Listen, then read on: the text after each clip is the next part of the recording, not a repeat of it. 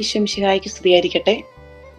എൻ്റെ വിമല ഹൃദയ പ്രതിഷ്ഠയെ പറ്റി പറയുമ്പോൾ എനിക്ക് ഒത്തിരി സന്തോഷം തോന്നുന്നു. കാരണം ഞാൻ ഈ നന്മമരത്തിൽ വന്നു കഴിഞ്ഞിട്ട് എത്ര തവണ നന്മമരം വിമല ഹൃദയ പ്രതിഷ്ഠ ചെയ്യിപ്പിച്ചോ അത്രയും തവണ വിമല ഹൃദയ പ്രതിഷ്ഠ ചെയ്യുവാനുള്ളൊരു കൃപ എനിക്ക് കിട്ടിയിട്ടുണ്ട്.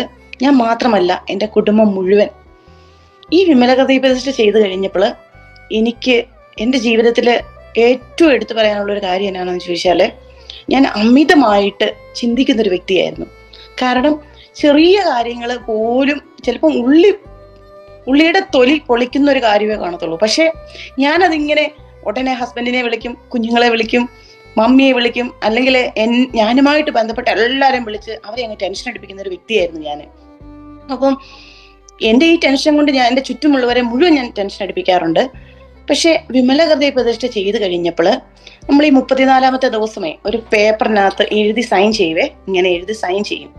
അപ്പോൾ അങ്ങനെ സൈൻ ചെയ്ത് കഴിഞ്ഞപ്പം തൊട്ട് എൻ്റെ ജീവിതത്തിൽ ഭയങ്കര ഒരു മാറ്റം. അതായത് ഞാൻ എന്തിനാ ടെൻഷൻ അടിക്കുന്നത്? ഞാൻ എൻ്റെ അമ്മയുടെ വിമല ഹൃദയത്തിലല്ലേ.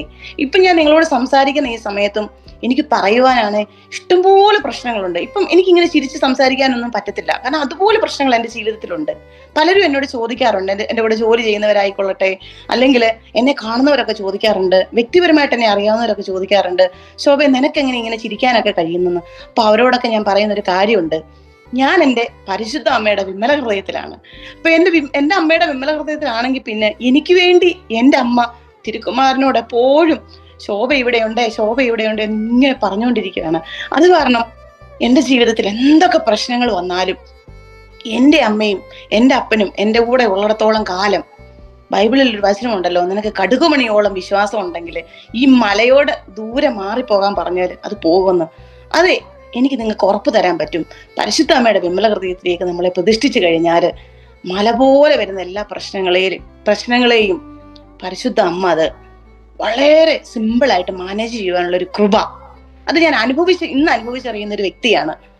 അത് പരിശുദ്ധ അമ്മ നമുക്ക് ഈശോയിൽ നിന്ന് വാങ്ങിച്ചു തരും. അപ്പോൾ എന്നെ കേൾക്കുന്ന നിങ്ങളോടൊക്കെ എനിക്ക് പറയാനുള്ളൊരു വലിയ കാര്യം, നിങ്ങളുടെ ജീവിതത്തിൽ എന്തൊക്കെ പ്രശ്നങ്ങൾ ഉണ്ടായിക്കൊള്ളട്ടെ, അല്ലെങ്കിൽ നിങ്ങൾ അമിതമായിട്ട് ചിന്തിക്കുന്ന ഒരു വ്യക്തി ആയിക്കൊള്ളട്ടെ, അതെല്ലാം പരിശുദ്ധ അമ്മ വളരെ ഈസി ആയിട്ട് മാനേജ് ചെയ്യുവാനുള്ള ഒരു കൃപ നിങ്ങൾക്ക് ഈശോയിൽ നിന്ന് വാങ്ങിച്ചു തരും. അതെല്ലാവർക്കും ഉണ്ടാവട്ടെ എന്ന് ആത്മാർത്ഥമായിട്ട് പ്രാർത്ഥിക്കുകയും ആശംസിക്കുകയും ചെയ്യുന്നു.